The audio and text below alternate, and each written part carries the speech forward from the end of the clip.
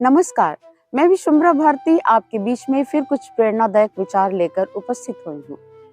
क्या आपने मानवीय शरीर की संरचना को ध्यान से देखा है?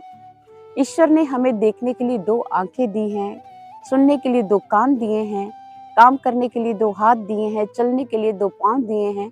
हर एक चीज दो दो दी है। इवन कि श्वास लेने के लिए जो नासिका लगी है, उसके भी उसने दो मार्ग बनाए हैं, दो नोस्ट्रिल्स बनाए हैं। लेकिन मुख एक ही क्यों? मानो ईश्वर ही अपनी संरचना के द्वारा ये संदेश देना चाहता है कि आप मेरी सृष्टि को ज्यादा देखो, ज्यादा सुनो, ज्यादा समझो, लेकिन बोलो कम। कम बोलने की और उन्होंने प्रेरणा मात्र दे दी है। और जहां तक इस विषय पर लेकर, ऐसा नहीं है कि आप लोगों ने बहुत से व्याख्यान नहीं सुने होंगे, लेकिन इस मुख को लेकर हमारे महापुरुषों ने भी हमें संदेश दिया, कम बोलो या मौन धारण करो। और साइलेंस की इम्पोर्टेंस को उन्होंने बहुत बार व्याख्यायित किया है, बड़े बड़े स्पीकर्स के द्वारा, बड़े बड़े महापुरुषों और विद्वानों की सभा में। लेकिन प्रश्न यह पैदा होता है, क्या साइलेंस सचमुच में लाभदायक है? आइए पहले हम साइलेंस के प्रकार समझने की कोशिश करते हैं और फिर ये डिसाइड करेंगे, फिर ये घोषित करेंगे कि साइलेंट रहना अच्छा है या नहीं। एक ऐसा व्यक्ति है जो ये कहता है कि मैं बस चुप हूं, अब मैं कुछ नहीं कहूंगा, कारण मैं अपनी परिस्थितियों से लड़ते लड़ते थक गया हूं, अब मुझ में और हिम्मत नहीं है, मैंने बस मौन धारण कर लिया। एक साइलेंस कैसी है? ऐसी जो व्यक्ति कहता है कि नहीं, बस मैंने कुछ कहना ही नहीं है, क्योंकि मैंने जितनी बार भी अपनी भावनाएं समझाने की कोशिश की, कोई समझता ही नहीं है, इससे अच्छा मौन रहना बेहतर है। एक व्यक्ति कहता है कि मैंने साइलेंस इसलिए धारण की है कि सेल्फ हीलिंग चल रही है, आत्म मंथन चल रहा है, मैं एक मंथन की प्रक्रिया से गुजर रहा हूं, मेरा बोलने को मन नहीं कर रहा। एक साइलेंट ऐसी होती है, उस साइलेंस के बारे में जो व्यक्ति कहता है कि मैंने अब ईश्वर से कोई शिकायत नहीं करनी, कोई कंप्लेंट्स नहीं करनी, मैंने मानो अपनी परिस्थितियों से समझौता कर लिया है। एक साइलेंट वो होती है जैसे मानो कोई योगी ध्यान साधना में गहरा उतरा है और वो आत्म मंथन कर रहा है, सेल्फ एनालिसिस की ओर बढ़ रहा है, वो भी मौन। मौन के कई प्रकार होते हैं। मौन जिंदगी में अच्छा है, लेकिन इसमें से किस प्रकार का मौन अच्छा है, ये जानकारी प्राप्त किए बिना हम मौन को सदा अच्छा घोषित नहीं कर सकते। मौन घातक भी होता है और मौन सृजनात्मक भी होता है। ये उसी प्रकार है जिस प्रकार क्रोध दो प्रकार का होता है, साइलेंट एंगर और वायलेंट एंगर। एक व्यक्ति को गुस्सा आया, उसने मुख से कुछ कह दिया, अपशब्द बोल दिए, प्रतिकार में कुछ अपनी आवाज निकाल दी, कुछ प्रतिध्वनि कर दी, तो ये चलता है जिंदगी में। कोई गुस्सा आया और कुछ कह दिया। लेकिन होता है साइलेंट एंगर, व्यक्ति को गुस्सा आया है, कहना चाहता है लेकिन बोल नहीं पा रहा।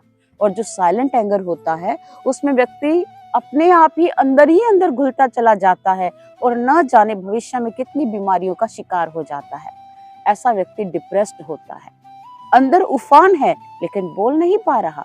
बिल्कुल इसी प्रकार साइलेंस भी दो तरह की होती है, एक सृजनात्मक होती है, एक घातक होती है। आइए जानते हैं कि घातक क्या होता है।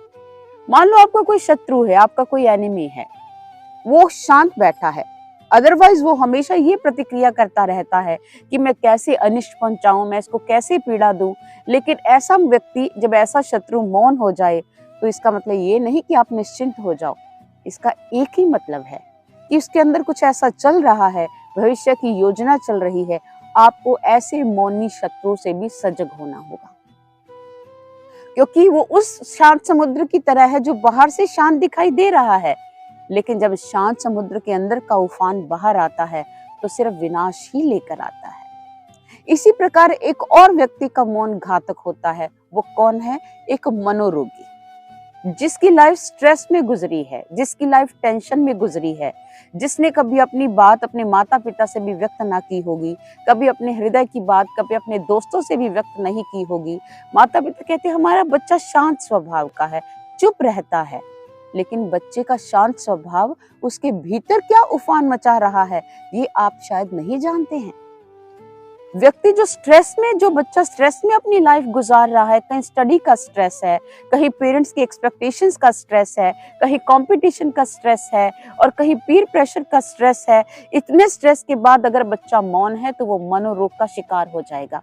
और जब व्यक्ति डिप्रेस्ड स्टेट में चला जाता है ऐसा मौनी, तो शरीर में भिन्न भिन्न प्रकार की प्रतिक्रियाएं होती हैं। कभी भी उसका अपनी भावनाओं पर नियंत्रण नहीं रहता, या वो हंसने लग जाएगा, या फिर वो जोर जोर से रोने लग जाएगा, या फिर उसकी प्रतिक्रिया किस रूप में होती है कि जैसे मुझे किसी को कुछ कहना ही नहीं है। और ऐसा व्यक्ति, कभी उसके शरीर में कंपकपी शुरू हो जाती है, कई तरह के छोटे छोटे रोग जिसका अपने आप पर नियंत्रण नहीं रहता।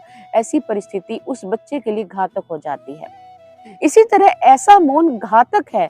इससे बेहतर आप अपने बच्चों के साथ फ्रेंडली हो जाएं, अपने बच्चे की पीड़ा को समझने की कोशिश करें, अपने बच्चे के ऐसे दोस्त बने कि बच्चे के अंदर जो चल रहा है वो आपके साथ व्यक्त करे। बच्चे का मौन उचित नहीं है। चलिए दूसरी ओर चलते हैं, किसका मौन सृजनात्मक है। एक ऐसा योगी जो सोचता है कि बस दुनिया में बहुत अपनी वाचालता दिखा ली, अब मुझे ईश्वर की ओर बढ़ना है, बाहर के संसार से अपना ध्यान हटाना है, मौन साधता है। लेकिन इस मौन का अर्थ क्या हुआ? आइए एक छोटी सी उदाहरण से आपको समझाने की कोशिश करते हैं। महात्मा बुद्ध के कई शिष्यों में से एक ऐसा शिष्य था जिसने मानो अपनी वाचालता की सारी सीमा पार कर दी थी। भिक्षाटन के लिए जाता और जो दृश्य देखकर आता उसे बढ़ा चढ़ाकर आश्रम के अन्य शिष्यों को बताकर मानो उनके मनोरंजन का क्षेत्र बन गया। अब हुआ क्या? एक दिन महात्मा बुद्ध जी ने सभी शिष्यों को बुलाया और कहा, आप अपने जीवन में एक एक संकल्प लो और संकल्प वो लेना जिसे आप पूरा भी कर पाओ। सभी शिष्यों ने कोई ना कोई अपनी इच्छा से संकल्प लिया, लेकिन वो वाचाल शिष्य, वो था अमीर घराने का और जिसकी वजह से उसके अंदर अभिमान भी शेष था। उसने गुरुजी को कहा, गुरुजी अगर मैंने कोई संकल्प लिया और वो छोटा मोटा हुआ तो मेरी छवि के विरुद्ध होगा, कोई संकल्प आप ही बता दीजिए। महात्मा बुद्ध जानते थे ये वाचाल है, कभी चुप नहीं बैठता, ये बातूनी स्वभाव का है। तो महात्मा बुद्ध जी ने कहा, अगर मेरा संकल्प दिया हुआ तुम पूरा नहीं कर पाए तो?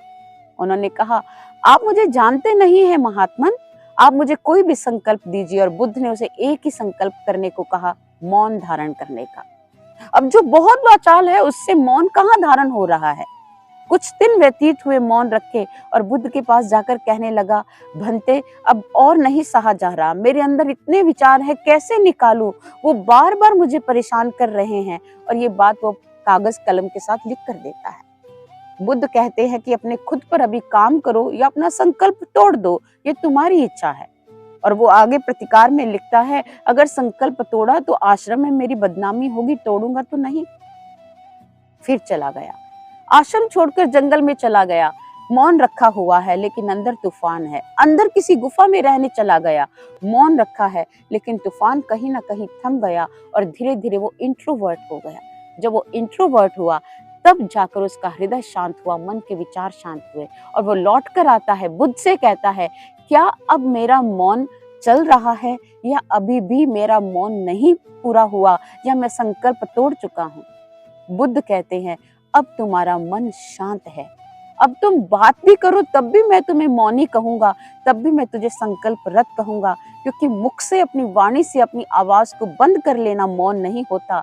मन का शांत हो जाना, मन के विचारों का बिल्कुल न्यूट्रल हो जाना, जो तूफान मचा रहे हैं उन तूफानों से परे होकर शांत मुद्रा में ईश्वर से जुड़ जाना, यही मौन है। तभी शास्त्र कहते हैं, मनहा मृत्यु मौनम। अगर आपका मन भी भीतर से शांत है, शीतल है और बिल्कुल उपजाऊ है तो आप मौनी हैं। अदरवाइज आपका मुख से बाहर का मौन और अंदर के उफनते विचार कभी आपको साइलेंस का सही लाभ नहीं दे सकते। इसलिए साइलेंस का सही अर्थ जानिए और साइलेंस से लाभ प्राप्त करें। धन्यवाद।